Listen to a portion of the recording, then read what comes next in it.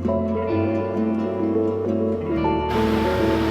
actually have two main reasons for creating AKAP, the Angat Kapwa Pinoy segment in our vlog. I know we only have a very small YouTube channel now, and I am very grateful sa mga taong nanonood at sumusuporta sa aming small YouTube channel. But I know in my heart that we still are very small channel, but deep in my heart, I know we have a very big or humongous mission for this, and truly grateful for everyone's support at sa mga susuporta pa in the near future. So going back to your questions, the two main reasons for creating this app is because first, I have a personal reason, and second is social responsibility, so social reasons. Okay, so himayin natin yan. Sa personal reason ko, meron akong tatlong anak. Missy, 12 years old, and twins, Megan and Misha, 7 years old. Before having twins, I had a very painful experience, and that led me to depression and all those sort of things. So I went back to Philippines for to have fresh air, something like that. And then I found out 2 months after that painful experience that I was blessed to have twins. And then I went to Pink Sisters, if you guys know Pink Sisters, in Tagaytay with my friends in college. I made a pact. So I made a pact, meaning nakipagkasunduan ako kay Lord na buhayin mo lang yung twins ko this time. Kumpleto, paan kamay, kumpleto ang mga daliri and everything.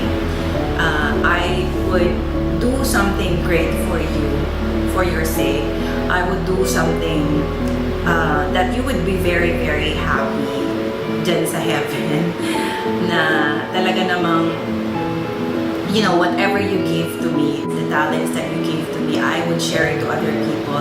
I would be a voice to help my fellow men with something like this. So this is the one, I think having AKAP is my personal mission, my personal goal with God, as I have a pact with Him for that.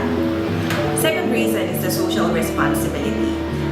My husband and I, we noticed that dito sa Japan, hindi masyado na recognize, or madami tayong hindi alam about our fellow Filipino people.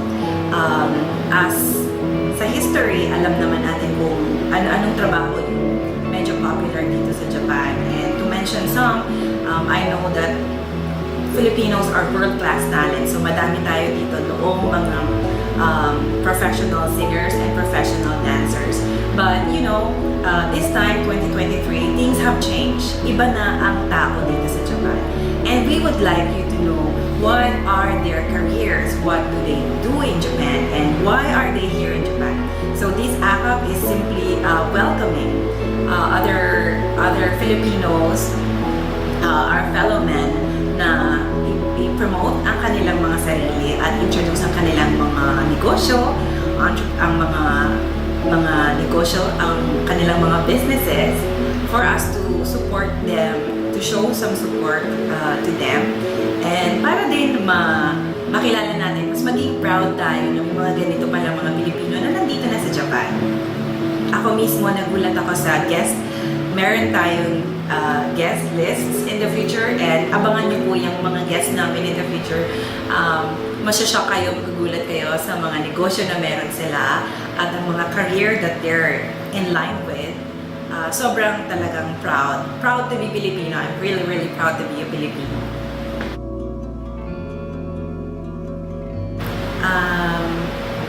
Basically, ang expectation ko dito sa ginawa natin ang Angat Kapwa Pinoy ay ikapunutan siya ng aral at maging inspirasyon para sa ating lahat na magtulungan tayong mga kapwa Pilipino sa kanilang mga chosen career at mga businesses. Ganon din sa mga taong walang mga negosyo pero naghahanap ng mga taong pwedeng tumulong sa kanila. So gusto nating ipaalam sa inyo, sa ating mga viewers, sa ating mga kaibigan na yung mga taong naimbitahan natin dito sa ating vlog, or kahit ako, pwede niyo po kaming i-email, tawagan, or lalo na alam niyo naman yung mga social media accounts natin na pwede kayong magtanong sa amin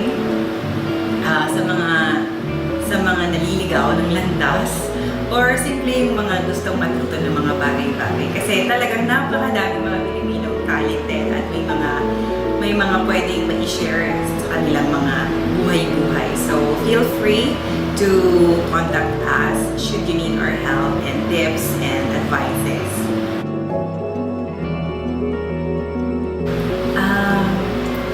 Sa lahat ng sumuporta sa Angat Kapwa Pinoy or AKAP, sa mga previous naming mga guests, thank you so much from the bottom of my heart. Salamat po sa mga support and sa mga upcoming supporters pa ng Angat Kapwa Pinoy.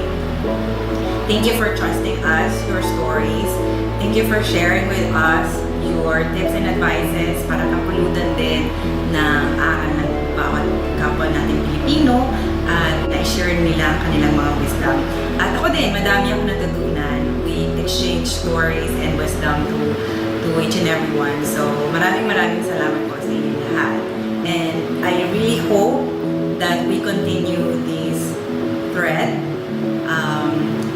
Suportahan po natin ang bawat kapwa natin Pilipino, kaya nga po tayo ay angat para tayo ay sabay-sabay umangat to lift up or to lift each other's spirits.